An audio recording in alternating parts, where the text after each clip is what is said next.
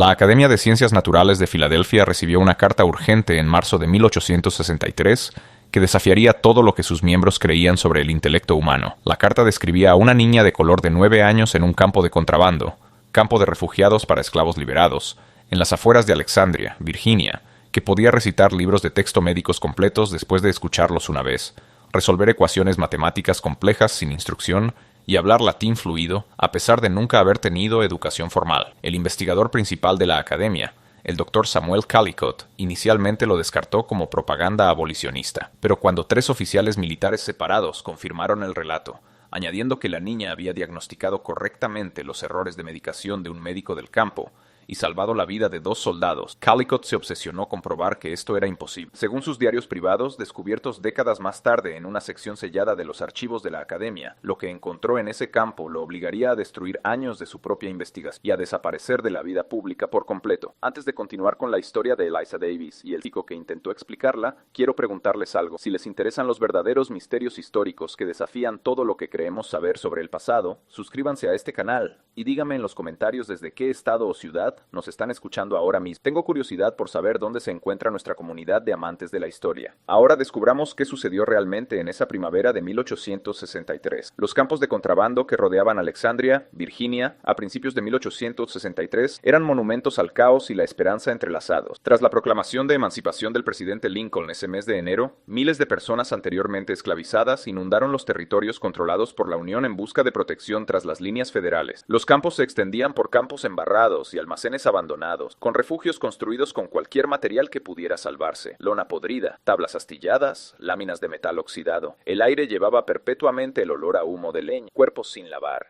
y el dulce y enfermizo aroma de la enfermedad que flotaba sobre las tiendas médicas. En uno de estos campos, asignado simplemente como Campo de Socorro número 7, se había desarrollado una situación peculiar esa primavera. El campo albergaba aproximadamente 240 almas. La mayoría mujeres y hombres habían muerto, habían sido vendidos o se habían unido a las tropas de color que se estaban formando. Entre ellos estaba una que había llegado 3 semanas antes de refugiados afueras de Richmond, que había sido quemada durante una retirada confederada. Eliza era pequeña para sus 9 años, su complexión delgada a la manera de los niños que habían conocido el hambre íntimamente. Su piel era oscura como nuez pulida, su cabello mantenido en trenzas apretadas bajo un pañuelo de percal desteñido. Poseía el tipo de rostro que podría haber pasado desapercibido en cualquier otro contexto: ojos grandes y vigilantes, una nariz pequeña, labios que rara vez sonreían. Pero esos ojos tenían algo que incomodaba a los adultos cuando miraban demasiado tiempo. Eran ojos que absorbían todo, que parecían estar constantemente calculando, midiendo, registrando. La primera persona en notar las peculiares habilidades de Eliza fue el teniente James Carmichael, un joven oficial de Massachusetts asignado a la administración del campo. A Carmichael se le había encargado realizar un censo de los habitantes del campo, registrando nombres, edades aproximadas, orígenes y cualquier habilidad. Era un trabajo tedioso,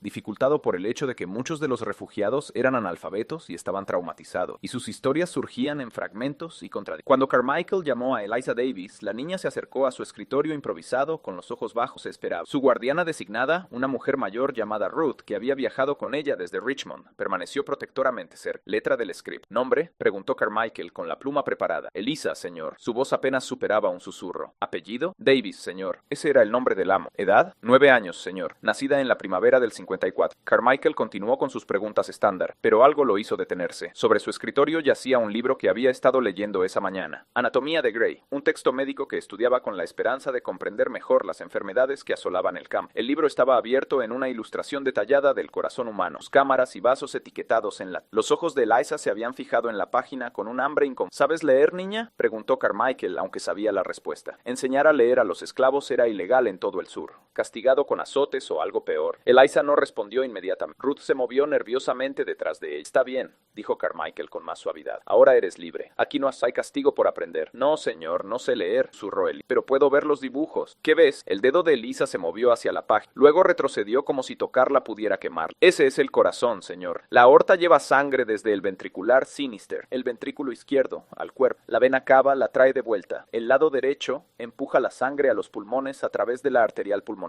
La pluma de Carmichael repiqueteó contra el escritorio. ¿Cómo conoces esos términos? Eliza finalmente lo miró y en sus ojos vio algo parecido a la resignación, como si supiera que su respuesta solo traería problemas.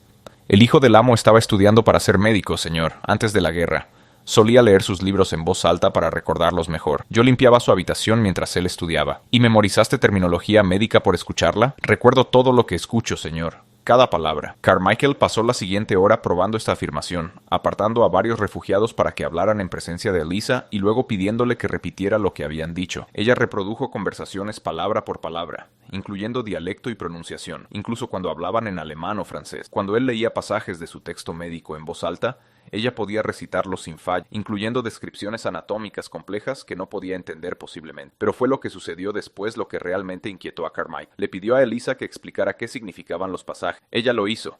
No de la manera vacilante de alguien que repite palabras memorizadas, sino con genuina comprensión. Describió el sistema circulatorio, la función de los órganos, el proceso de respiración, utilizando la terminología médica correctamente y explicando conceptos que deberían haber requerido años de educación formal para captar. Cuando Carmichael mencionó que uno de los médicos del campo estaba desconcertado por los síntomas de un paciente, Elisa hizo 3 preguntas sobre el caso. Luego sugirió que el hombre probablemente sufría de pleuresía complicada por desnutrición y recomendó un protocolo de tratamiento. El diagnóstico fue correcto. El tratamiento recomendado funcionó. En una semana, el informe del teniente Carmichael había llegado a su oficial al mando, y luego viajó por la cadena de mando hasta el Departamento de Guerra en Washington. En la febril atmósfera política de 1803, con el resultado de la guerra aún incierto y la cuestión de qué hacer con millones de esclavos liberados volviéndose cada vez más urgente, Eliza Davis representaba algo potencialmente explosivo, una prueba viviente de que las teorías raciales que acaban la esclavitud eran físicamente falsas. Todo el orden social del sur descansaba en la creencia de que los eran intelectualmente incapaces de un razonamiento superior, adecuado solo para el trabajo manual bajo supervisión blanca. Los científicos del norte, incluso muchos abolicionistas, aceptaban en gran medida este punto de vista, aunque argumentaban que resultaba de la falta de educación más que de una deficiencia innata. Pero una niña de color de 9 años, que podía igualar o superar la capacidad intelectual de hombres blancos educados, que poseía habilidades que parecían trascender la humana.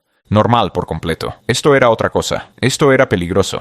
El doctor Samuel Callicott recibió la solicitud del Departamento de Guerra para investigar el 3 de abril de 1863. Callicott tenía 47 años, era un miembro respetado de la Academia de Ciencias Naturales de Filadelfia y uno de los principales practicantes de Estados Unidos de la craneología, el estudio de las medidas del cráneo para determinar la capacidad intelectual y las características raciales. Había publicado extensamente sobre el tema y su trabajo se citaba frecuentemente en las defensas de la esclavitud. Sus mediciones probaban que los cráneos de los negros eran más pequeños, particularmente en las regiones frontales asociadas con el razonamiento superior, y que sus estructuras cerebrales se asemejaban más a las de los simios que a las de los humanos blancos. La solicitud llegó con estipulaciones inusuales. Callicott debía examinar a la niña en completo secreto, compartir sus hallazgos solo con oficiales militares específicos, sobre todo, evitar cualquier conocimiento público del caso. El Departamento de Guerra entendía las implicaciones. Si los abolicionistas se apoderaban de esta historia, se convertiría en poderosa propaganda. Si los simpatizantes del sur se enteraban, exigirían la supresión de la niña por cualquier medio necesario. Callicott partió hacia Alexandria el 6 de abril, llevando sus instrumentos, calibradores para medir cráneos, balanzas para estimar el peso del cerebro, cartas frenológicas, herramientas de evaluación de inteligencia y una extensa biblioteca de textos de ciencia racial. También llevó a su asistente, un joven estudiante de medicina llamado William Driscoll, y un taquígrafo para registrar cada detalle del examen. Llegaron al campo de socorro número 7 en una mañana gris, cuando la lluvia de primavera convertía los senderos del campo en ríos de barro. El oficial médico del campo, el Dr. Mark, los recibió con un escepticismo apenas disimulado. Lindley era un hombre práctico que había visto demasiado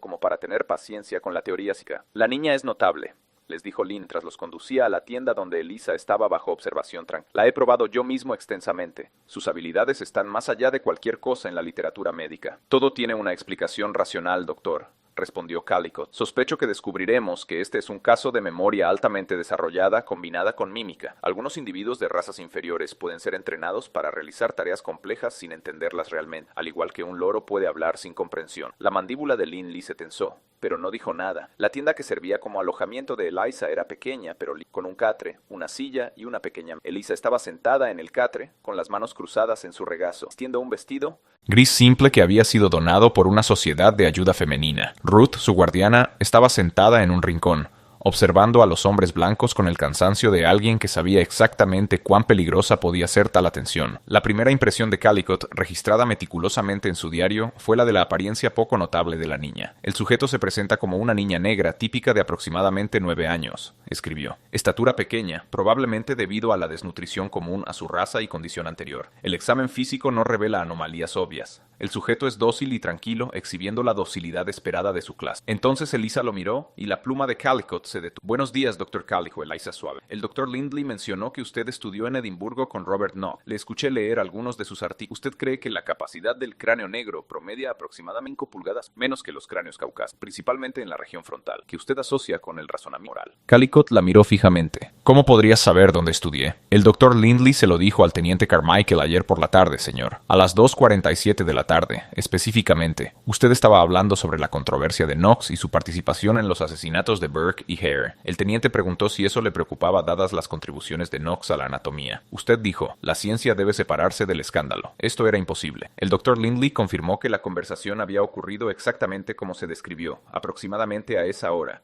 pero había tenido lugar en su oficina a más de 200 yardas, 180 metros, de esta tienda. No podrías habernos oído, dijo Callicott. El sonido viaja en campos como este, señor, respondió Eliza, especialmente cuando el viento viene del este, como lo hizo ayer. Escucho muchas conversaciones. Durante las siguientes 6 horas, Callicott realizó el examen intelectual más riguroso de su carrera. Comenzó con pruebas de memoria, leyendo pasajes de varios textos y pidiéndole a Eliza que los repitiera. Ella reprodujo cada palabra sin fallo, incluyendo material en latín, griego, francés y alemán, idiomas que afirmaba nunca haber estudiado formal. Luego pasó a las pruebas de comprensión. Leyó complejos argumentos filosóficos de Kant y Hegel, pruebas matemáticas de Euclides, descripciones médicas de los textos más avanzados de la época. Después de cada pasaje le pidió a Elicara lo escuchado. Ella no solo explicó, ella analizó, encontró inconsistencias lógicas en argumentos filosóficos, identificó errores matemáticos en pruebas publicadas, cuestionó suposiciones médicas que el propio Callicott nunca había pensado en desafiar, preguntando por qué los médicos asumían que ciertos tratamientos funcionaban cuando el mecanismo fisiológico permanecía inexplicado. Sangrías para la fiebre, dijo ella durante un intercambio. El Dr. Rush lo defendió extensamente durante la epidemia de fiebre amarilla en Filadelfia en 1793. Pero he escuchado los textos médicos del Dr. Lindley. Dicen que la sangre transporta oxígeno a los tejidos. Si alguien tiene fiebre, su cuerpo está luchando contra una infección. ¿Por qué eliminar la sangre que transporta recursos para combatir la enfermedad? ¿No los debilitaría eso aún más? Callicott no tenía respuesta. El establecimiento médico todavía debatía la eficacia de la sangría. Pero la pregunta de Eliza iba a un problema lógico fundamental que la mayoría de los médicos ignoraban. A medida que continuaba el examen, el cuidadoso distanciamiento científico de Callicott comenzó a resquebrajarse. Pasó a la aritmética, cálculos complejos, álgebra, pruebas geométricas. Eliza los resolvió instantáneamente, a menudo proporcionando respuestas antes de que él terminara de escribir los problemas. Cuando le dio un problema deliberadamente construido sin solución, ella identificó la imposibilidad lógica en segundos y explicó por qué. Pruebe con música, sugirió el Dr. Lindley. Había traído un violín. ¿Puedes identificar estas notas, Eliza? Lindley tocó una secuencia compleja. Si bemol, re, fa sostenido, la, do, mi bemol, dijo Eliza inmediatamente. Eso es del Requiem de Mozart. Confutatis maledic, compases 43 al 40, pero tocó el fa ligeramente bemol, alrededor de un cuarto de tono. La mano de Lindley bló sobre el arco. Nunca he tocado esa pieza donde pudieras escucharla. La hija del amo tocaba el piano, señor. Practicó el Requiem de Mozart para su boda. Eso fue hace 2 años en el verano. Lo tocó 47 veces antes de la boda. Las recuerdo todas. Hace 2 años. La voz de Callicott era aguda. ¿Puedes recordar una secuencia musical que escuchaste una vez hace 2 años? Recuerdo todo, señor. Cada sonido, cada palabra, cada rostro. No puedo olvidar ni siquiera cuando quiero. Las implicaciones de esta declaración flotaron en la tienda como recordar todo, cada momento, cada sensación, cada fragmento de información jamás encontrado, sin el misericordioso embotamiento de la memoria que protegía a las mentes humanas de ser abrumadas por el pasado. ¿Cómo sería eso? ¿Qué tipo de carga crearía él? Callicott pasó las siguientes 2 horas intentando encontrar los límites de las habilidades de él. Parecía no haber. Su memoria era perfecta y permanente. Su comprensión era inmediata. Su capacidad analítica excedía la de adultos educados con décadas de entrenamiento. Podía mantener múltiples ideas complejas en su mente, establecer campos pares que a los tomaba años desarrollar. A última hora de la tarde, Driscoll estaba abiertamente perturbado. Señor, esto está más allá de cualquier cosa en la literatura. Esto no es solo inteligencia, esto es algo completamente diferente. La respuesta de Callicott fue comenzar el examen físico. Si las habilidades de la niña no podían explicarse por inferioridad intelectual, quizás podrían explicarse por una anomalía física. Midió el cráneo de Eliza con calibradores, registrando dimensiones desde todos los ángulos. Examinó su cabeza en busca de protuberancias o depresiones inusuales, según los principios frenológicos. Probó sus reflejos, su visión, su audición. Todo era normal. Las medidas de su cráneo caían dentro de los rangos típicos para su edad y sexo. No había anomalías físicas que explicaran sus capacidades. Quizás, sugirió Driscoll en voz baja, Las teorías están equivocadas. Calicut se volvió hacia él. Las teorías se basan en cientos de mediciones, miles de observaciones, décadas de investigación científica. No pueden estar simplemente equivocadas. Pero si esta niña es una anomalía, un caso atípico. Cada distribución tiene valores atípicos, Driscoll. No invalidan los tal. Sin embargo, incluso mientras Calicut sabía que se estaba mintiendo, había pasado su carrera viendo un marco para probar la inferioridad intelectual negra. Ese marco descansaba en la suposición de que tal inferioridad era innata, biológica, tal. Pero aquí había una niña negra que no había recibido educación formal, que había crecido en las condiciones más brutales de la esclavitud, pero poseía habilidades cognitivas que excedían cualquier cosa que Calicut hubiera encontrado jamás en cualquier ser humano de cualquier raza. Si ella era posible, ¿qué más era posible? ¿Cuántas otras personas esclavizadas poseían capacidades ocultas suprimidas por un sistema diseñado para evitar su desarrollo? ¿Cuántos potenciales académicos, científicos, artistas, líderes habían sido aplastados bajo el peso de la esclavitud? Y si las teorías sobre la inferioridad intelectual negra estaban equivocadas, ¿qué decía eso sobre la legitimidad científica de la esclavitud? Estos pensamientos aterrorizaban a Calicut más que cualquier historia de fantasma, porque amenazaban con demoler el edificio intelectual de toda su carrera. Al caer la noche, el Dr. Lindley proporcionó a Calicut y Driscoll alojamiento en la sección médica del campo. Calicut no podía dormir. Se sentó en un pequeño escritorio revisando sus notas a la luz, tratando de encontrar alguna explicación que preservara su marco teórico. Alrededor de la medianoche escuchó algo inusual. Una joven y femenina, hablándola con una pronunciación perfecta. Siguió el sonido hasta la tienda médica. Dentro, Elisa estaba de pie junto a un catre donde un soldado yacía en el delirio de una infección grave. El Dr. Lindley estaba allí también, junto con 2 ordenanzas exhaustos. El soldado había sido herido 3 días antes. La herida de su pierna supuraba a pesar del tratamiento. Se esperaba que muriera por la mañana. El drenaje es purulento y maloliente, estaba diciendo Elisa en inglés ahora, con voz clínicamente distante. Eso indica una infección anaeróbica. Los textos la describen. Clostridium perfringens, aunque todavía no saben el nombre. Produce gas en el tejido. Puedes sentir la crepitación aquí. Señaló la pierna del soldado. El tejido está muriendo. Gangrena. Sabemos que es gangrena, dijo Lindley con cansancio. Nos estamos preparando para amputar por la mañana. Llegarán demasiado tarde. La infección se está extendiendo a su torrente sanguíneo. Pueden ver las líneas rojas. Señaló rayas apenas visibles que se extendían por el muslo del soldado. Eso es linfangitis. La infección se está moviendo hacia su torso. Para la mañana será sistémica. La amputación no lo salvará. Entonces va a morir, dijo Lindley rotundamente. Quizás. Elisa se movió a un gabinete de... Le escuché leer sobre el ácido fénico hace 2 semanas del artículo de Joseph Lister. Él lo propone como un antiséptico. Usted tiene un poco aquí, ¿no? Lindley la miró fijamente. El trabajo de Lister es controvertido. La mayoría de los cirujanos lo rechazan. Y sí, tengo una pequeña cantidad, pero nunca la he usado. Úsela ahora. Limpie la herida con solución fénica diluida. Elimine todo el tejido muerto. Tiene que desbridar agresivamente, incluso si significa cortar profundo. Luego empaque la herida con un vendaje fénico. Podría matar la infección antes de que llegue a su corazón. Eso es una locura, murmuró uno de los ordenanzas. El fénico causará un dolor terrible. Él ya se está muriendo, dijo Elisa simplemente. Esto le da una oportunidad. El Dr. Lindley miró a Calicut, que había estado observando desde la entrada de la... ¿Qué piensa, doctor? Calicut quería decir que no. Quería descartar la sugerencia de la niña como peligrosa, como la presunción de una niña ignorante jugando con conceptos que no podía entender, pero la había observado todo el día, la había probado implacablemente y sabía con una certeza que lo enfermaba físicamente, que ella entendía la médica mejor que nadie en esa tierra. Inténtelo, se escuchó decir a sí mismo. Las siguientes 2 horas fueron brutales. Limpiaron la herida del soldado con solución fénica mientras él gritaba contra la correa de cuero entre sus dientes.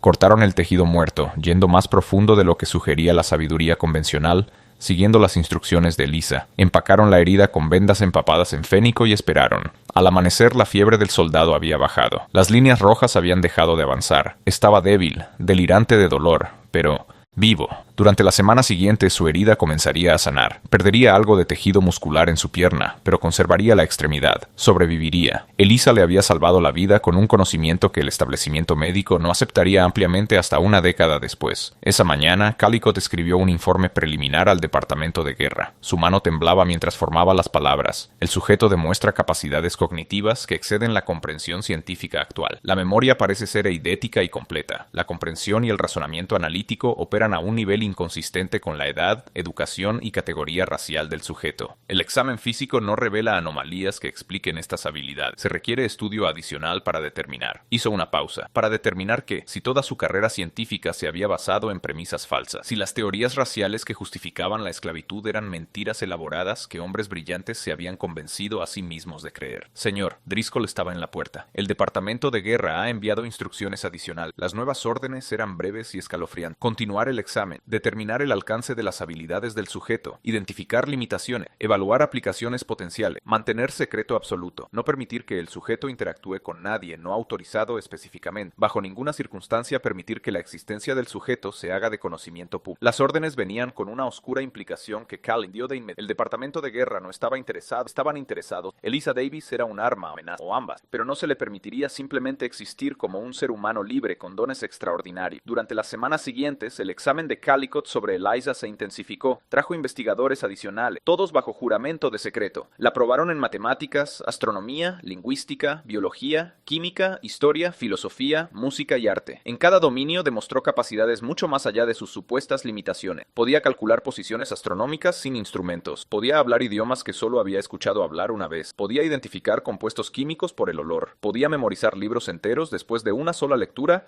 y recitarlos años después sin error. Podía resolver problemas en minutos que a los matemáticos les había llevado años descifrar. Pero las pruebas pasaron factura. Eliza se volvió más delgada, más callada. La luz en sus ojos se atenuó. Nunca se quejó. Nunca protestó. Pero Ruth, su guardiana, informó que Eliza apenas dormía ya. Cuando dormía, tenía pesadillas. Ella recuerda todo, señor, le dijo Ruth al Dr. Lindley durante una de estas conversaciones que Callicott escuchó por casualidad. Cada latigazo que vio, cada niño vendido lejos de su madre, cada grito, cada lágrima, cada horror. No puede olvidar nada de eso. Todo está ahí en su cabeza para siempre, fresco como el día que sucedió. ¿Cómo vive una niña con eso? La pregunta perseguía a Callicott. Había estado estudiando a Eliza como un espécimen científico, un rompecabezas por resolver. Pero ella era una niña que había experimentado toda la brutalidad de la esclavitud y que poseía la terrible maldición de recordarlo todo perfectamente, incapaz de dejar que el trauma se desvaneciera en el olvido misericordioso. A principios de mayo algo cambió. Callicott llegó al campo para encontrar una actividad inusual. Soldados moviéndose en formación, oficiales en conferencias silenciosas. El Dr. Lindley lo recibió con una expresión sombría. Incursión confederada anoche, explicó Lindley, a 20 millas al sur de aquí. Golpearon otro campo de contrabando. Lo quemaron completamente. Mataron o capturaron a todos allí. ¿Por qué atacarían un campo de contrabando?, preguntó Driscoll. Porque se está corriendo la voz, dijo Lindley en voz baja, sobre Eliza. Lo hemos mantenido en secreto, pero la información se filtra. Hay rumores de una niña negra con habilidades imposibles. Los simpatizantes del sur quieren que sea eliminada antes de que los abolicionistas la conviertan en propaganda. La inteligencia confederada quiere que sea capturada para probar que los rumores son mentiras abolicionistas. Todos quieren controlarla o destruirla. Esa noche, Callicott tomó una decisión que definiría el resto de su vida. Fue a la tienda de Eliza y habló con ella directamente, sin testigos, sin sus instrumentos científicos, sin el cuidadoso distanciamiento que había mantenido. La tienda estaba tenuemente iluminada por una sola vela, proyectando largas sombras contra las paredes de lona. Eliza estaba sentada en su catre, con un libro desgastado en su regazo, uno de los manuales de la escuela del campo. Ruth dormitaba en un rincón, exhausta por otro día de cuidar enfermo. Cuando Callicott entró, Eliza levantó la vista, pero no pareció sorprendida. Era como si lo hubiera estado esperando. Eliza, dijo con la voz más baja de lo habitual, necesito preguntarte algo honestamente. ¿Entiendes lo que eres? ¿Lo que significan tus habilidades? Ella lo miró con esos ojos demasiado viejos, ojos que habían visto cosas que ningún niño debería recordar y que no podía olvidar. Entiendo que soy peligrosa, señor. Por eso todos tienen miedo. No eres peligrosa. Eres extraordinaria. Es lo mismo, señor. Para alguien como yo. Cerró el libro con cuidado, sus pequeños dedos trazando su lomo. Cuando eres negro y eres extraordinario, vierte problema. O pruebas algo que la gente no quiere creer, o te conviertes en algo que poseer y controlar. Aprendí eso en la planta.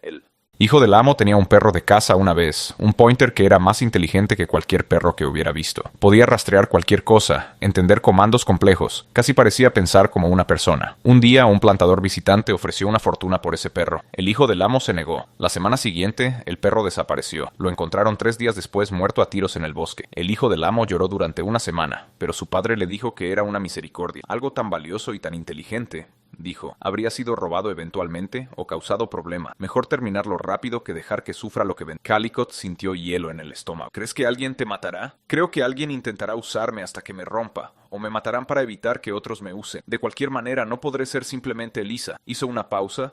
Luego añadió en voz baja, el Dr. Lindley me contó sobre las incursiones, sobre los campos quemados. No dijo que fuera por mí, pero lo sé. Escucho cosas. La gente susurra sobre la niña negra que sabe demasiado. Algunos piensan que estoy bendecida por Dios. Otros piensan que soy antinatural. Los confederados piensan que soy propaganda abolicionista. La Unión piensa que soy una complicación política. Nadie piensa que soy solo una niña que quiere. ¿Qué quieres, Eliza? Si pudieras tener cualquier cosa, ¿qué sería? Por primera vez dio la expresión cuidadosamente controlada de Eliza. Las lágrimas llenaron sus ojos, pero no cayó. Como si incluso llorar fuera algo que había aprendido. Quiero olvidar quiero olvidar todo lo que he oído y sentido. Quiero ser una niña normal que no recuerda la cara de su madre cuando el amo que no recuerda exactamente lo que sé buena, y tal vez nos veamos en el cielo. El sonido de las cadenas o la forma en que trató de no llorar enojaba al amo, la golpeaba. No quiero recordar la noche. El capataz del amo vino a los cuartos a Jane. Solo tenía 14 años. Escuché todo a través de las paredes y recuerdo su llanto. Nunca jamás podré olvidarlo, aunque recé todas las para olvidar solo esa. Su voz se había elevado ligeramente y se movió en el ring. Lisa se calmó inmediatamente, mirando a su guardiana con preocupación. Cuando continuó, su voz era apenas: recuerdo a cada persona que vi azotada, cada mujer que desapareció en la casa del amo por la noche y salió diferente. Recuerdo las palabras exactas de cuando vendieron a mi hermana. Buena raza, espalda fuerte, potencial de peón de campo de primera. Tenía 6 años. Recuerdo al hombre que lo compró diciendo: durará quizás 15 años si lo hago trabajar bien.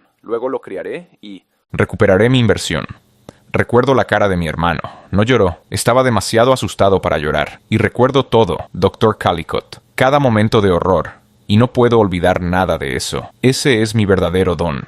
Memoria perfecta de cada pesadilla que he vivido. Calicut sintió que algo se rompía dentro de él. Toda su vida había perseguido la verdad científica con desapego clínico. Había medido cráneos y registrado datos y construido teorías sobre jerarquías raciales. Todo mientras mantenía la cómoda distancia de la investigación académica. Pero sentado frente a esta niña, escuchándola describir el peso insoportable de la memoria, entendió algo que ninguna cantidad de estudio científico le había enseñado. El costo humano del sistema que había pasado años tratando de fijar. No puedo darte el olvido, dijo finalmente. Nadie puede. Lo sé, señor, nadie puede, pero puedo hacer otra cosa. Puedo asegurarme de que no seas tratada como un espécimen nunca más, que se te permita ser una niña tanto como sea posible, que tus habilidades sean tú, no algo para que otros exploten. ¿Realmente puede hacer eso, señor? Había algo desgarrador en la forma en que preguntó. No esperanza exactamente, sino un deseo desesperado de creer que alguien con poder realmente podría ayudarla en lugar de usarla. Calicut no estaba seguro de poder hacerlo, pero mirando a esta niña brillante y dañada que llevaba el peso de la memoria perfecta, sabía que tenía que intentarlo. Sí, encontraré la manera. ¿Qué pasa con su investigación, señor? ¿Sus teorías? ¿Qué pasa con ella? Si me ayuda a esconderme, no puede publicar lo que encontró. Tendrá que mentir en su informe. Sus colegas pensarán que falló. ¿Su reputación? Mi reputación se basa en medir cráneos para probar que las personas como tú son inferiores, interrumpió Calicut, sorprendiéndose a sí mismo con la amargura en su voz. Conocerte me ha enseñado que toda mi carrera se basa en una base de mentiras que nos dijimos a nosotros mismos para justificar la esclavitud. Tal vez merezca perder esa reputación. Elisa lo estudió con esos ojos antiguos. Podría publicar la verdad sobre mí y hacerse famoso. Probaría que los negros pueden ser tan inteligentes como los blancos. Tal vez más. Ayudaría a la causa abolicionista. Y te destruiría en el proceso. En el momento en que publique te convertirás en la negra más famosa de América. Cada científico querrá estudiar. Cada político querrá usarte como evidencia para su posición. Los simpatizantes del sur te querrán muerta. Los abolicionistas te querrán. Nunca tendrás privacidad o paz, o la oportunidad de ser algo excepto un espécimen y un símbolo. ¿Es eso lo que quieres? Ella guardó silencio por un largo momento, mirada cayendo a sus manos. No, solo quiero aprender cosas sin ser probada. Quiero ayudar a la gente sin ser Quiero ser Eliza sin que todos necesiten que represente a toda la gente negra en todas partes. Entonces eso es lo que te daré. La oportunidad de ser tú misma, de aprender y crecer y vivir sin ser el espécimen o símbolo de nadie. Pero, ¿qué pasa con todos los demás que todavía están en la esclavitud, que podrían tener habilidades como la mía o habilidades diferentes? ¿Qué pasa con probar que no somos inferiores? Era la pregunta que perseguiría a Calicut por el resto de su... La guerra probará eso, dijo, aunque no estaba seguro de creerlo. Cuando los negros luchen como soldados, trabajen como trabajadores libres, construyan sus propias comunidades, lleven sus propias vidas, la verdad emergerá a través de 1000 ejemplos más pequeños. Tal vez no tan dramáticamente como tú podrías probarlo, pero de manera más sostenible. No tienes que llevar esa carga sola.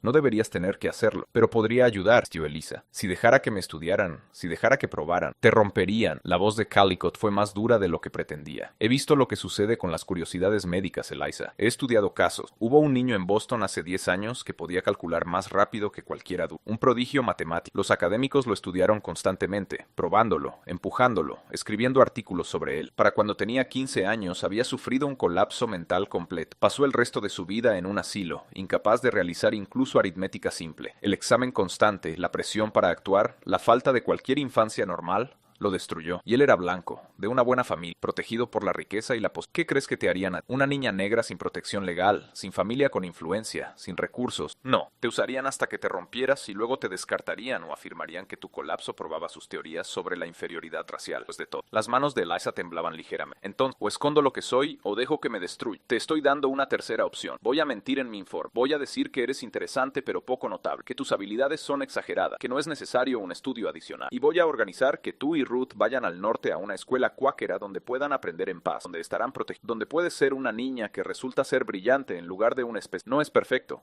pero es mejor que las alternativas. Si vienen a buscarme de todos modos, entonces te esconderemos de nuevo. Cambiaremos tu nombre, te moveremos a otro lugar, te mantendremos a salvo. Se inclinó hacia adelante. Elisa, no puedo darte el olvido. No puedo deshacer lo que has experimentado o borrar tus recuerdos, pero puedo intentar asegurarme de que, a partir de este momento, tengas la oportunidad de una vida que valga la pena recordar por las razones correctas. Por primera vez desde que la conoció, Elisa sonrió. Fue una cosa pequeña y tentativa, apenas visible a la luz de las velas, pero era real. Gracias, Dr. Calicut. No me agradezcas todavía.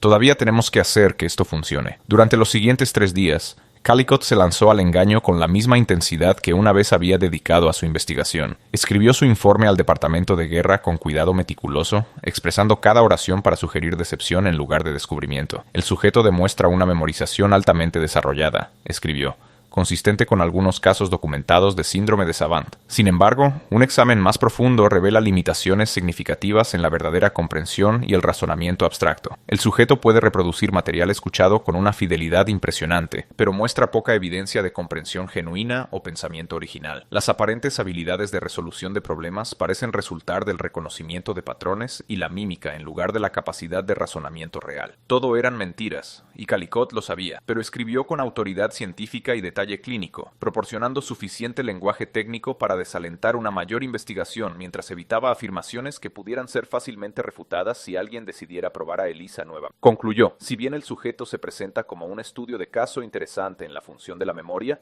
no se justifica un examen extenso y el sujeto no muestra evidencia de capacidades que desafíen la comprensión actual de la capacidad intelectual racial. Recomiendo que el sujeto sea liberado de la observación especial y se le permita ingresar a los programas educativos normales que se están estableciendo para lo liberto. Ella puede beneficiarse de la educación básica, pero no representa un caso que requiera estudio científico adicional. El Dr. Lindley, cuando leyó el borrador, miró a Calicut con algo entre respeto y preocupación. Esto es completamente falso. Sí, estás sacrificando tu mayor descubrimiento científico para protegerla. Estoy sacrificando una mentira que me dije a mí mismo durante años para darle a una niña una oportunidad de vida. El Departamento de Guerra puede cuestionar tus hallazgos. Te enviaron aquí específicamente por los informes sobre sus habilidades. Entonces les diré que los informes fueron exagerados, que el teniente Carmichael estaba demasiado entusiasmado, que los testigos no eran confiables, que la niña es brillante pero no extraordinaria. Calicut miró a los ojos del... ¿Apoyarás mi conclusión? Lindley guardó silencio por un momento. Finalmente, he visto suficiente sufrimiento en esta guerra. Si podemos evitar que una niña sea destrozada por personas que quieren usarla, eso es algo que vale la pena hacer.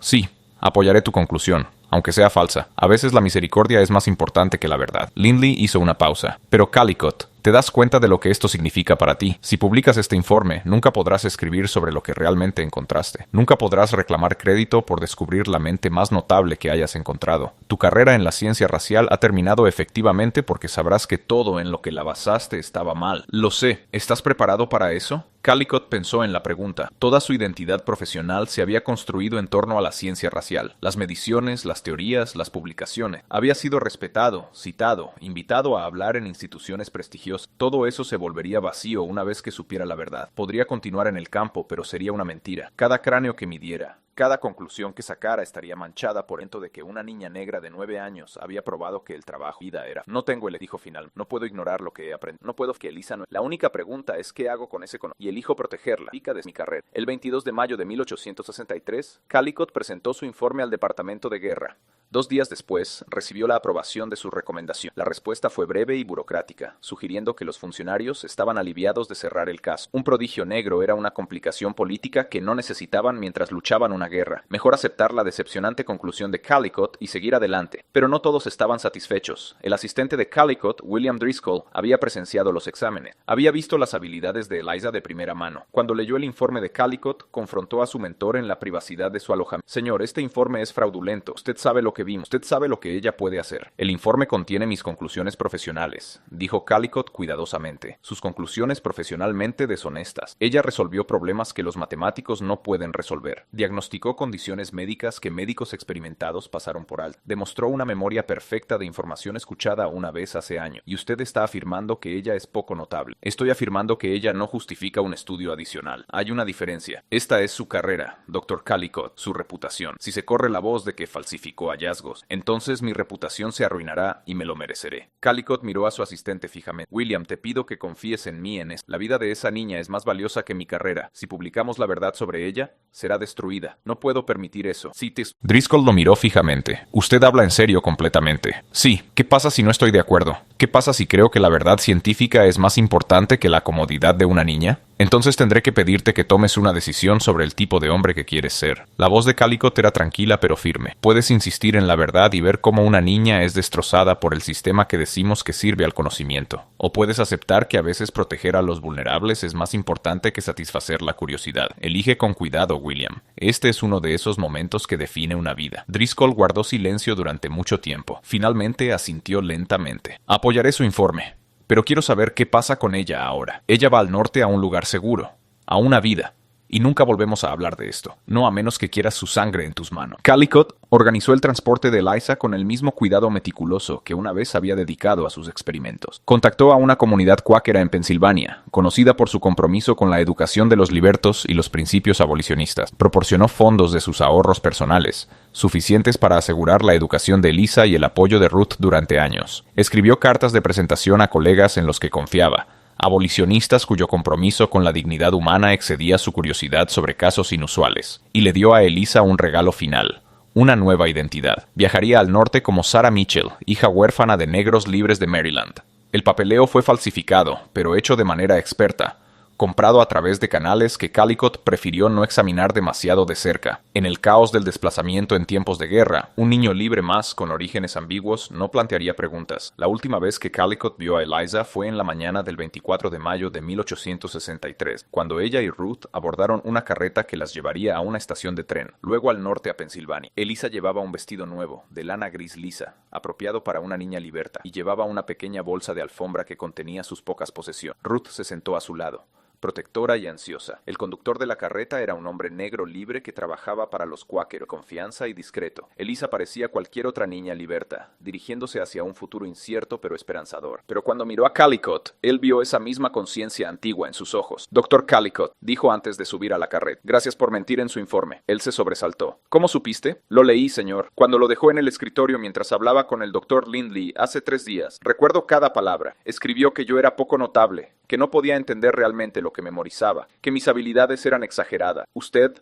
sabe que eso es falso. Sí. ¿Por qué mintió? Calicut luchó por encontrar palabras adecuadas para el momento. Porque me di cuenta de que la verdad científica no siempre es lo mismo que el bien humano. Porque mereces una vida, no un laboratorio. Porque todo lo que creía estaba mal, y no quería que fueras destruida por mis errores o por un sistema que te vería como una herramienta en lugar de una niña. Eliza asintió lentamente, procesando esto. ¿Destruirá su investigación? ¿Las teorías raciales? No sé si puedo. Otros científicos las creen. Destruir mi propio trabajo no cambiará el sistema. Pero podría decir la verdad. Podría publicar lo que encontró. Mostrarles a todos que las teorías están equivocadas. Que la gente negra es tan capaz como los blancos. Tal vez más. Podría cambiar las cosas. Si hiciera eso, Eliza, todos querrían encontrarte y estudiarte. Te convertirías en la negra más famosa de América de la noche a la mañana. Cada científico, cada político, cada periodista, cada persona curiosa querría examinarte, probarte, probar o refutar lo que representas. Nunca tendrías privacidad o paz. Toda tu vida se trataría de ser el prodigio negro, de representar a tu raza, de satisfacer la necesidad de otras personas de entender. ¿Es eso lo que quieres? Ella guardó silencio por un largo momento, mirada cayendo al suelo fangoso. Finalmente sacudió la... No, señor, solo quiero ser Eliza, o Sara, supongo. Solo quiero aprender cosas y tal vez ayudar a la gente, y que no todo lo que haga se trate de probar algo a la gente blanca que no cree que soy suficientemente humana como para... Todo es lo que te daré. La oportunidad de ser, de aprender y crecer, ser el símbolo de nadie. Pero ¿qué pasa con todos los demás? Los que todavía están en la que podrían tener habilidades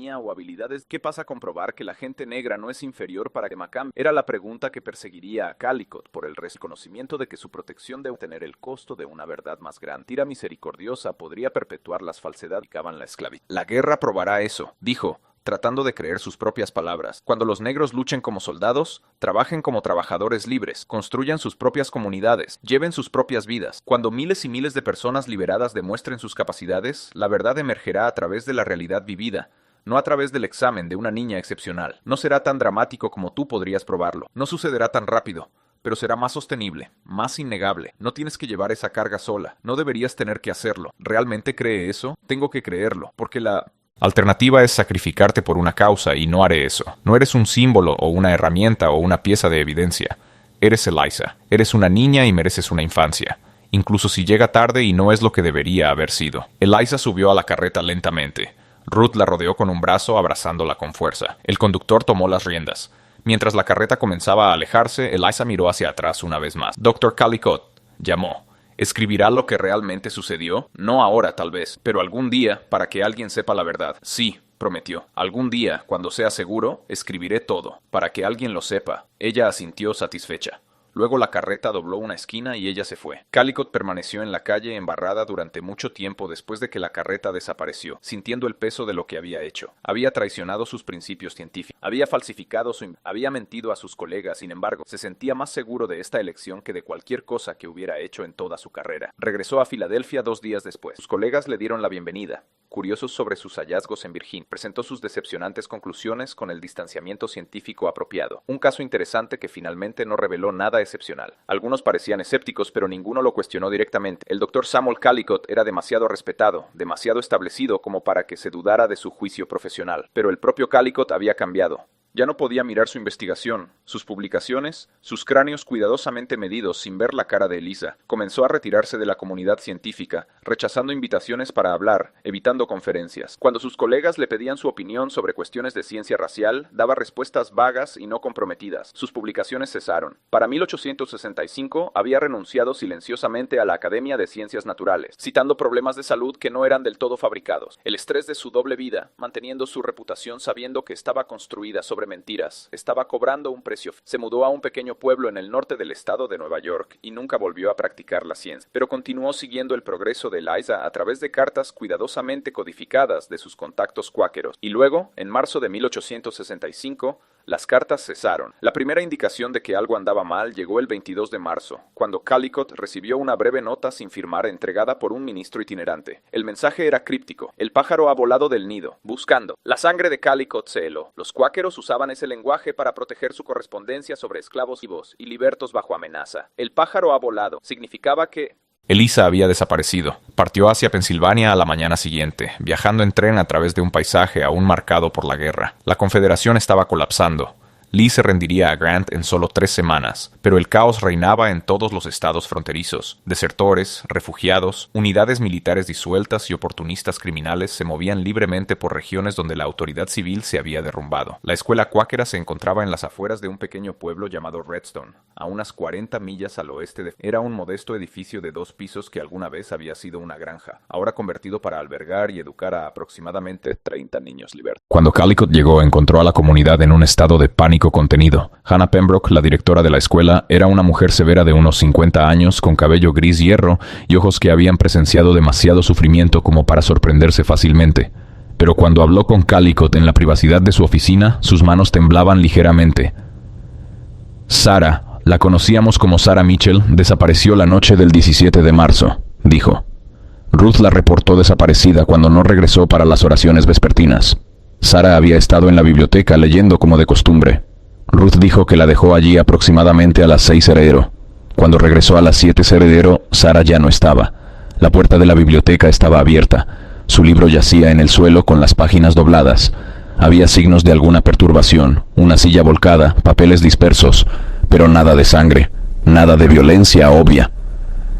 ¿Alguien vio algo?, preguntó Calicut con la voz tensa. Varios niños informaron haber visto un carruaje en la carretera cerca de la escuela esa tarde, lacado negro, tirado por 2 caballos. El conductor llevaba un abrigo largo y mantenía la cara cubierta.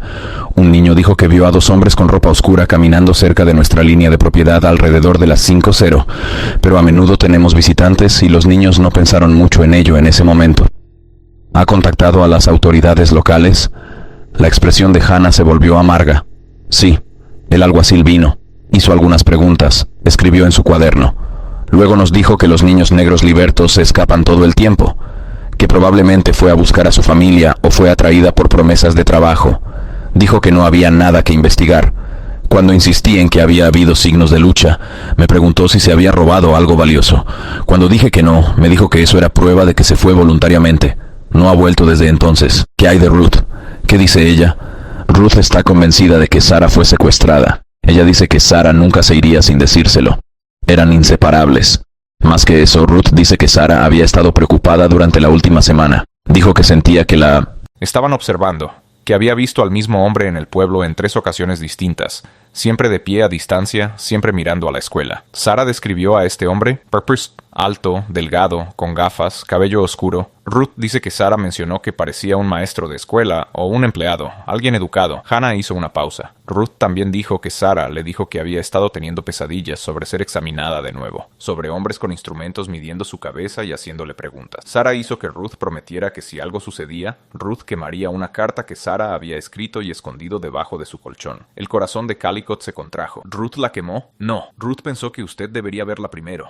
Ella creía que podría ayudar a encontrar a Sara. Hannah abrió un cajón del escritorio y sacó un trozo de papel doblado. Creo que debería leer esto, Dr. Cali. Sara lo mencionó por... La carta estaba escrita con la letra cuidadosa y precisa de él. No la escritura de una niña, sino de alguien con perfecto control y atención al detalle. A quien encuentre esto. Mi nombre no es Sarah Mitchell. Ese es el nombre que me dieron por seguridad. Mi verdadero nombre es Elisa Davis. Estoy escribiendo esto porque tengo miedo. Durante la última semana me han seguido. Recuerdo la cara del hombre perfecta. Recuerdo todo. Y lo he visto observando nuestra escuela el 10 de marzo a las 2:47 p, el 12 de marzo a las 9:23 am y el 15 de marzo a las 4:16 p. Y cada vez se para aproximadamente a 200 yardas de distancia cerca del observa con un catálogo. Escribe en un cuaderno de bar. Creo que alguien se ha enterado de mis habilidades y está planeando llevar. Desaparezco, por favor, dígaselo al Dr. Samuel Calicut de Filadelfia. Él sabrá quién soy y lo que puedo hacer. Intentó protegerme mintiendo en su informe y dándome un nuevo nombre, pero creo que alguien descubrió la verdad de todos modos. No sé si quieren estudiarme o silenciarme o usarme para algún propósito que no puedo imaginar. Solo sé que tengo miedo de una manera que no lo he tenido desde que estaba en la esclavitud. El Dr. Calicut me dijo que no tenía que llevar la carga de probar la inteligencia negra, que solo podía ser Elisa. Pero tal vez eso nunca fue realmente. Tal vez las habilidades extraordinarias siempre te convierten. Tal vez fui ingenua al pensar que podía esconderme. Si algo me sucede, quiero que alguien sepa que podía recordar todo lo que escuché o vi. Podía resolver problemas que los adultos no podían resolver. Entendía cosas que nunca me enseñaron. No era lo que los chicos decían que era la gente negra. Yo era la prueba de que las teorías están equivocadas. Vivo o muero. Esa verdad alguien debería saberla. Estoy escribiendo esto el 16 de marzo de 1865 a las 11:34 p.m. Si estás leyendo esto, significa que tenía razón en tener miedo. Elisa Davis, llamada Sarah Mitchell, edad 11 años y 1 mes. Calicut leyó la carta 3 veces, cada lectura más dolorosa que la anterior. La voz de Elisa llegaba tan claramente, analítica incluso en su miedo, documentando la amenaza con la misma precisión que aportaba a todo, tratando de dejar evidencia porque su memoria perfecta le había enseñado la importancia de los registros. Había tenido miedo, y había tenido razón en tener miedo, y Calicut había fallado en protegerla. ¿Cuándo fue escrito esto?, preguntó, aunque la carta lo indicaba claramente. La noche antes de que desapareciera.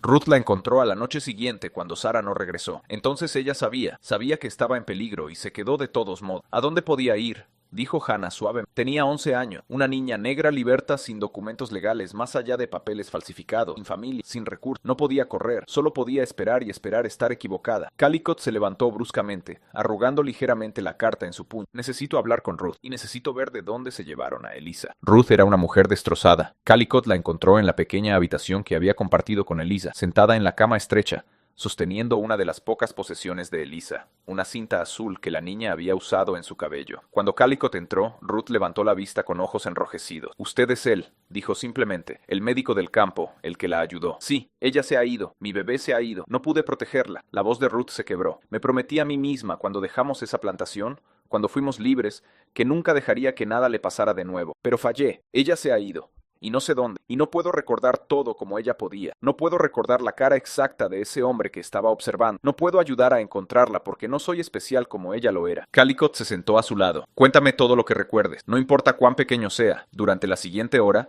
Ruth describió los días previos a la desaparición de Eliza, el hombre que Eliza había notado observando. Alto, delgado, gafas, abrigo oscuro, la forma en que Elisa se había vuelto más callada, más retraída, las pesadillas que habían comenzado una semana antes de que desapareciera, pesadillas donde Elisa se despertaba jadeando, diciendo que soñaba con laboratorios e instrumentos y hombres haciéndole preguntas que no podía negarse a responder. «Ella me dijo una vez», dijo Ruth, «que la peor parte de recordar todo es que no puedes hacer que las pesadillas se desvanezcan. Cuando la gente normal tiene malos sueños, olvida los detalles. Pero Eliza Ella recordaba cada momento de cada pesadilla tan claro como la vida real, así que cada mal sueño se sumaba a su carga. Cada terror nocturno se convertía en un recuerdo permanente. Ella estaba recolectando horrores en su mente sin forma de dejarlos ir. ¿Dijo algo inusual en los días antes de desaparecer? ¿Algo que pudiera indicar quién la estaba observando o por qué? Ruth pensó cuidadosamente. Ella dijo algo extraño el 16 de marzo. Estábamos caminando hacia el pueblo por suministros y se detuvo repentinamente, mirando a un hombre al otro lado de la calle. Le pregunté qué pasaba. Ella dijo, el abrigo de ese hombre.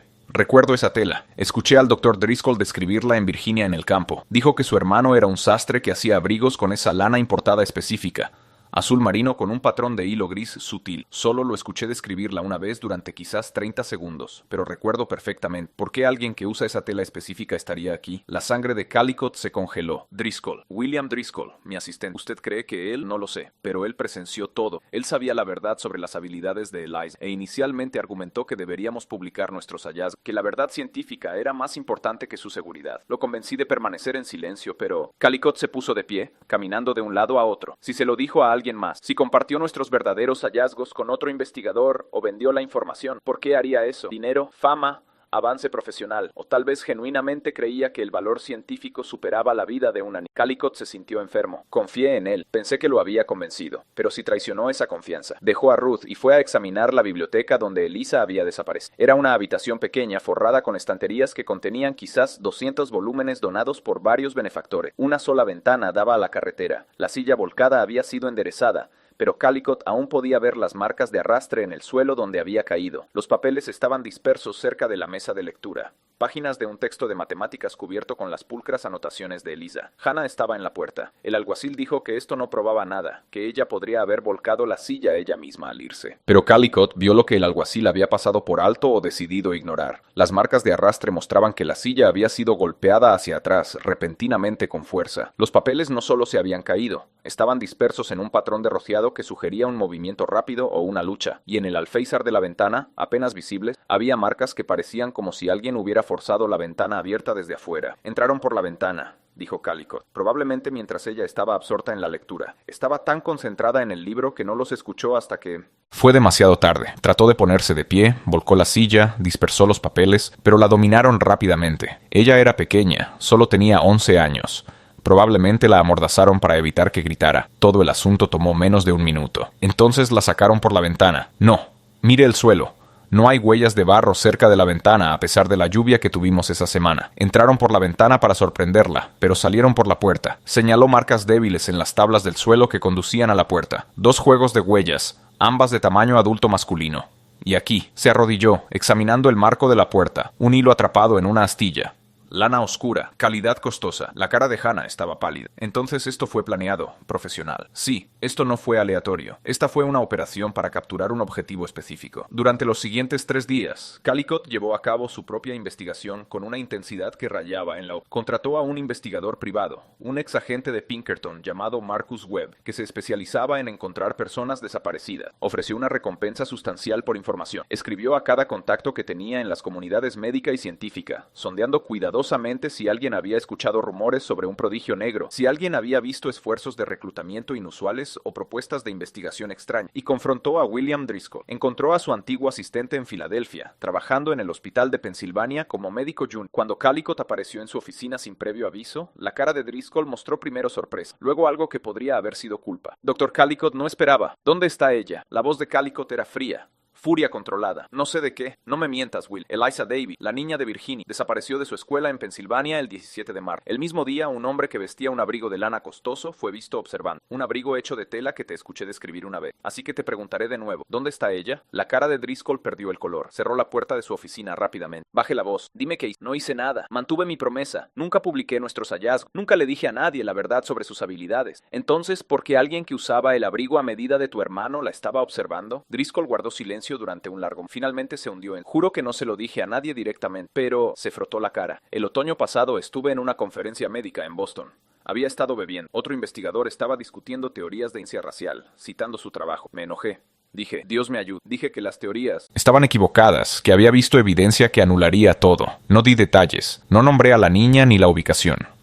Solo dije que había presenciado un caso que probaba que la capacidad intelectual negra podía exceder la capacidad blanca. ¿Quién es este investigador? El Dr. Edmund Voss. Está asociado con la Escuela de Medicina de Harvard. Estudia el desarrollo cognitivo y la evaluación de la inteligencia. Él me presionó por detalles. Me negué a darlos, pero él fue persistente.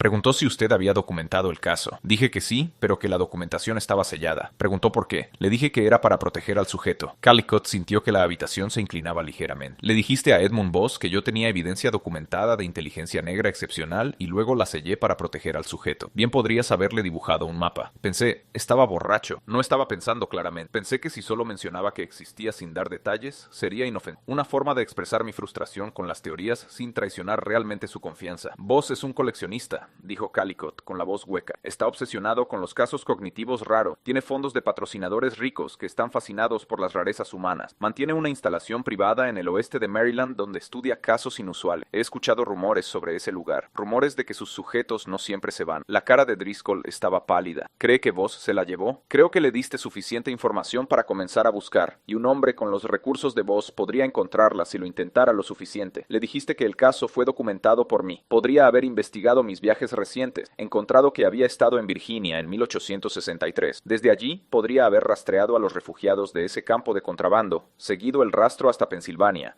encontrado una escuela con una niña liberta que era excepcionalmente brillante. Callicott se puso de pie. Tú la mataste, William, incluso si tu mano no la forzó a través de esa ventana. La mataste hablando cuando prometiste no hacerlo. Yo no quise. Nadie nunca quiere, pero ella se ha ido de todos modos. Callicott se dirigió a la puerta. Si ella muere, William, quiero que recuerdes cada día por el resto de tu vida que fue tu orgullo borracho lo que la mató. Tu necesidad de parecer importante y conocedor. No podías soportar guardar el secreto, así que lo insinuaste. Y ahora una niña está pagando el precio por tu debilidad.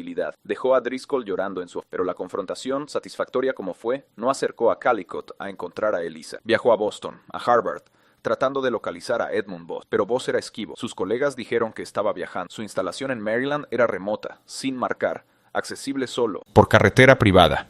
Cuando Callicott intentó visitarla, fue rechazado por guardias que afirmaron que la propiedad era privada y que ningún Dr. Voss estaba presente. Marcus Webb, el investigador, no tuvo mejor suerte. El rastro se enfría después de Pensilvania, informó. Varios testigos vieron un carruaje negro saliendo de Redstone la noche del 17 de marzo en dirección sureste. Pero después de eso, nada. Es como si la tierra se los hubiera tragado.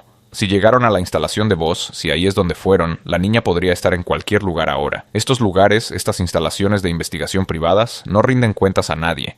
Pueden hacer lo que quieran, y nadie hace preguntas. A finales de abril, pocos días después de que la rendición de Lee pusiera fin a la guerra, Callicott recibió la visita de una fuente inesperada. Un hombre apareció en su puerta en el norte del estado de Nueva York. De mediana edad, porte militar, identificándose solo como el coronel Hayes del Departamento de Guerra. Dr. Callicott, necesito hablar con usted sobre su informe de 1863 sobre el sujeto negro en Virginia. El corazón de Callicott se hundió. Ese caso fue cerrado. Lo fue, pero han surgido preguntas. Otro investigador ha afirmado que su informe fue falsificado, que el sujeto demostró habilidades mucho más allá de lo que usted documentó. Este investigador ha solicitado al Departamento de Guerra permiso para localizar y reexaminar al sujeto. ¿Quién?, preguntó Callicott, aunque sabía la respuesta. El Dr. Edmund Voss, afiliado a Harvard, afirma tener información que sugiere que el sujeto posee habilidades cognitivas extraordinarias. Usted ocultó deliberadamente. Argumenta que tales habilidades representan un recurso nacional valioso que debe ser estudiado para apreciar. Voss ya la tiene, dijo Callicott con amargura. No necesita permiso. Se la llevó en marzo. La expresión de Hayes no cambió. No tenemos evidencia de eso. Entonces investiguen.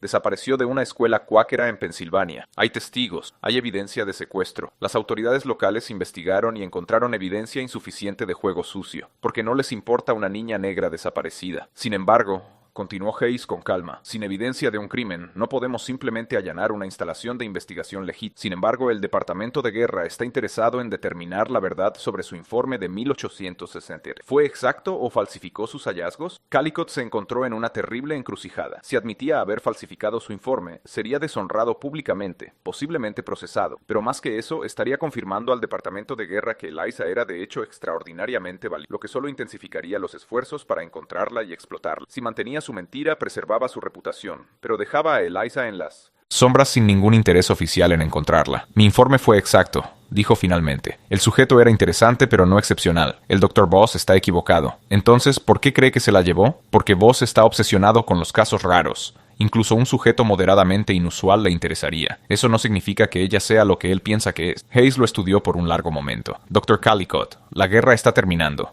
La cuestión de qué hacer con millones de esclavos liberados se está volviendo urgente. Si hubiera evidencia de que los negros podrían poseer una inteligencia excepcional, evidencia que no pudiera ser descartada o explicada, tendría implicaciones políticas significativas. Podría fortalecer el argumento abolicionista.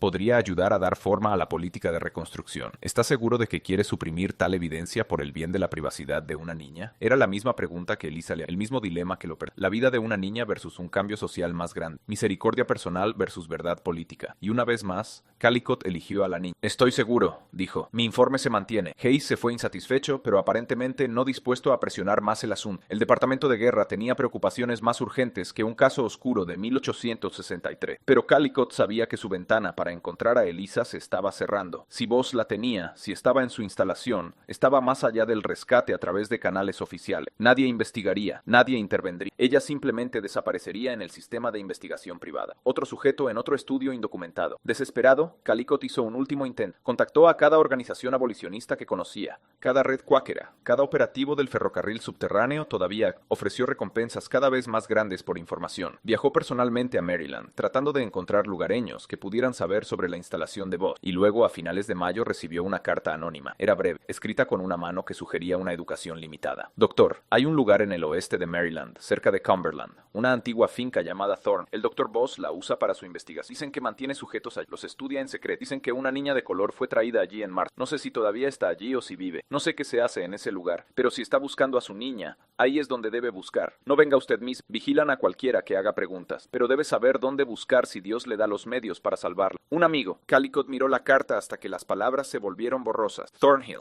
cerca de Cumberland, Maryland. Finalmente, una ubicación específica. Pero la advertencia era clara. Ir él mismo. Sería peligroso, probablemente inútil. Necesitaba ayuda. Necesitaba personas que pudieran infiltrarse, que pudieran investigar sin levantar alarmas. Contrató a Marcus Webb de nuevo, esta vez con una misión diferente: vigilancia y extracción potencial. Webb reunió un pequeño equipo.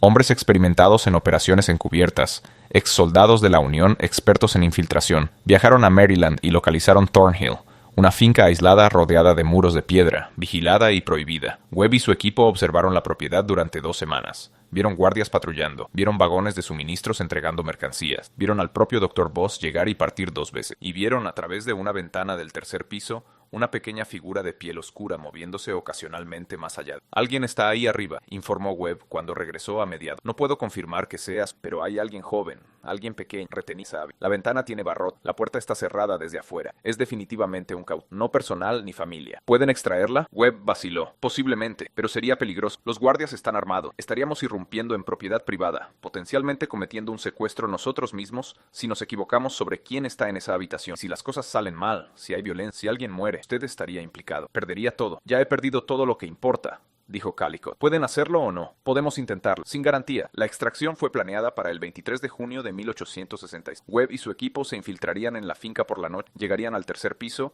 extraerían al cautivo y se retirarían antes de que pudieran sonar las alarmas. Calicut esperó en una casa segura a 10 millas de distancia, caminando en agonía, imaginando cada desastre Justo antes del amanecer del 24 de junio, Webb regresó solo. Entramos, dijo con cansancio. Llegamos al tercer piso.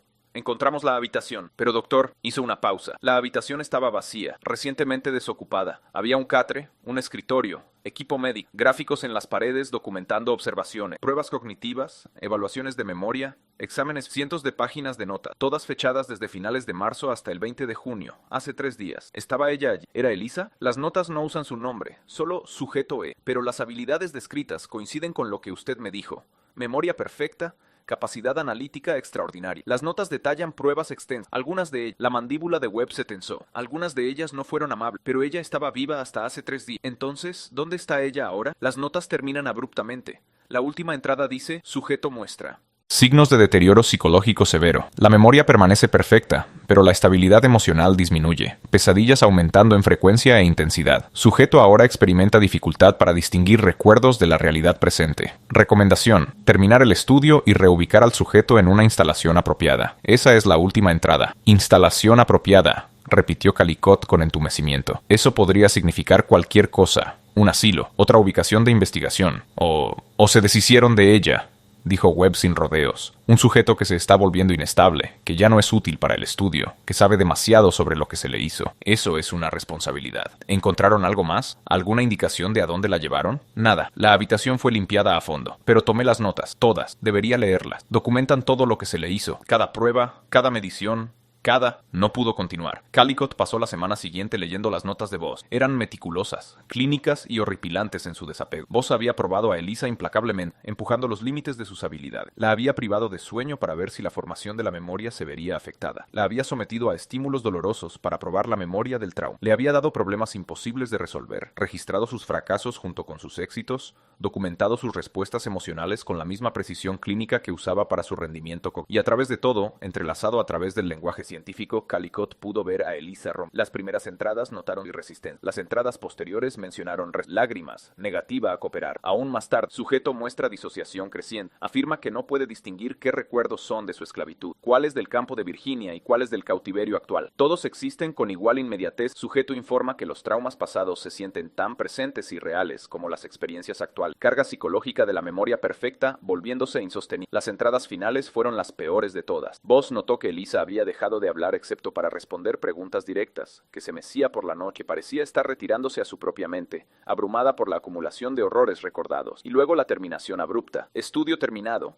Sujeto reubicado. ¿Dónde? Las notas de Voss no lo decían. Callicott trató de encontrarlo, pero Voss había desaparecido de la vida pública. Su puesto en Harvard fue terminado silenciosamente. Su instalación en Thornhill fue vendida a nuevos propietarios que afirmaron no tener conocimiento de su uso anterior. El hombre simplemente desapareció, llevándose sus registros y sus secretos con él. En julio, Callicott recibió una pieza más de información.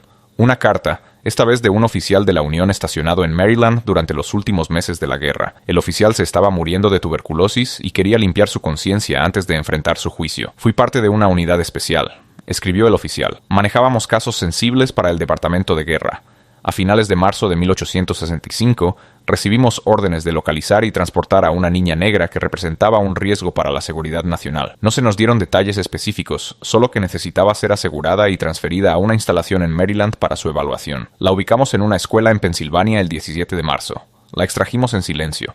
Éramos profesionales. Fue limpio y rápido, sin violencia real, aunque ella luchó brevemente. La entregamos a la instalación según lo ordenado. Creí en ese momento que ella sería estudiada y liberada, que esto era una cuestión de seguridad en tiempos de guerra, pero después aprendí la verdad. La instalación no era administrada por el gobierno.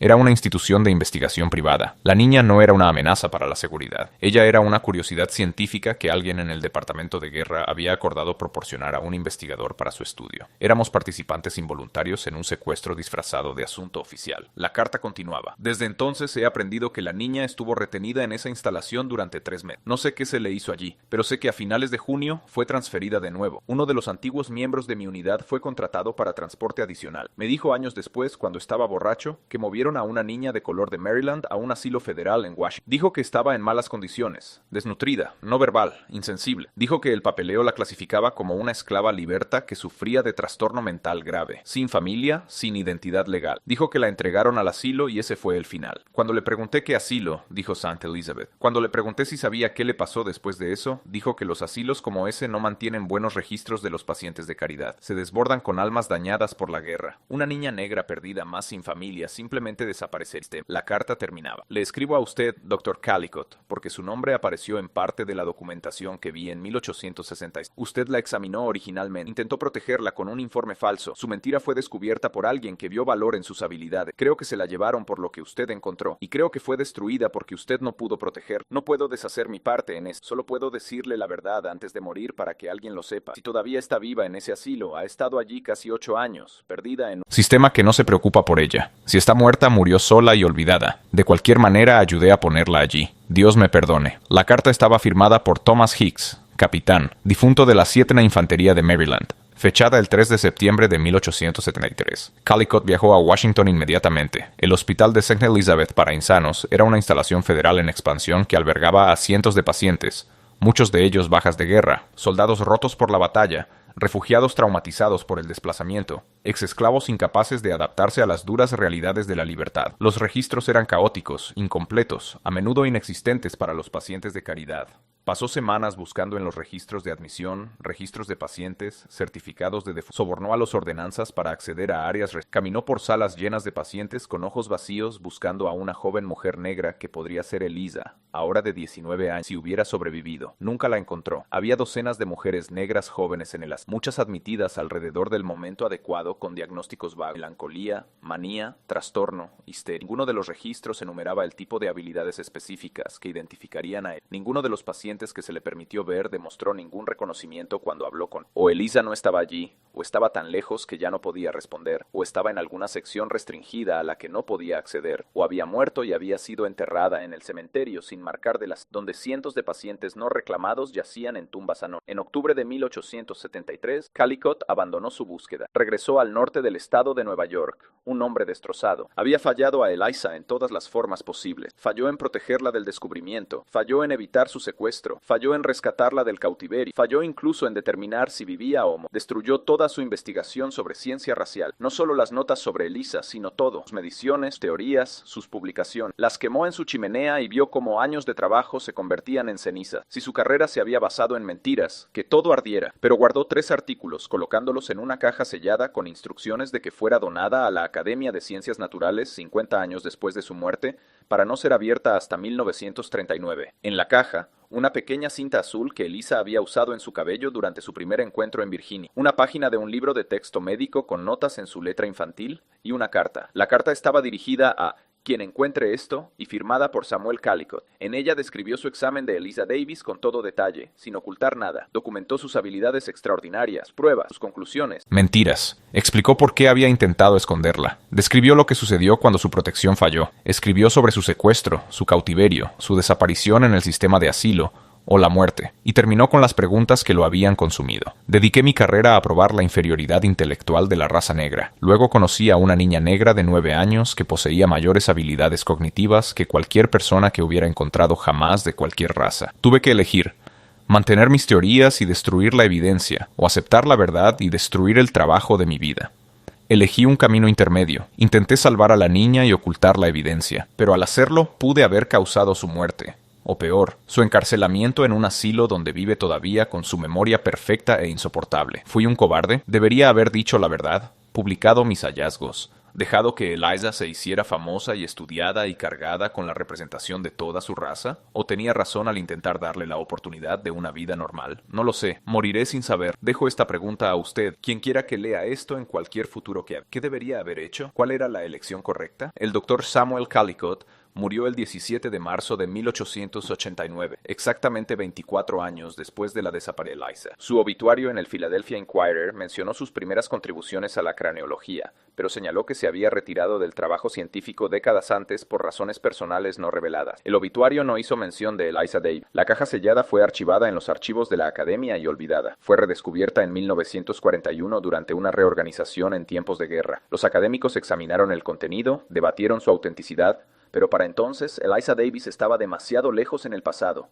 demasiado incierta, demasiado fragmentaria para servir como más que una nota al pie histórica. El movimiento de derechos civiles de las décadas de 1950 y 60 atrajo la atención sobre casos suprimidos de excelencia negra, pero la historia de Eliza permaneció oscura. Ella es un fantasma ahora, una niña brillante que pudo haber poseído las habilidades cognitivas más extraordinarias jamás documentadas, que vivió a través de la esclavitud, que se cruzó brevemente con el establecimiento científico en un momento crucial de la historia estadounidense y que luego desapareció completamente en un sistema diseñado para ocultar y olvidar a personas como ella. ¿Sobrevivió a su cautiverio? ¿Murió en la instalación de Voss o en el asilo de St. Elizabeth o en algún otro lugar olvidado? ¿Su memoria perfecta e insoportable finalmente la rompió? ¿O encontró alguna manera de soportar? Nunca lo sabremos. Todo lo que queda es la pregunta de Callicott y la inquietante imagen de una niña pequeña con ojos que recordaban todo, que existió en la intersección de la esclavitud y la ciencia, que podría haber cambiado la historia si se le hubiera permitido vivir, que en cambio se convirtió en una víctima más de un sistema que no podía tolerar su existencia. ¿Qué piensas de la historia de Eliza?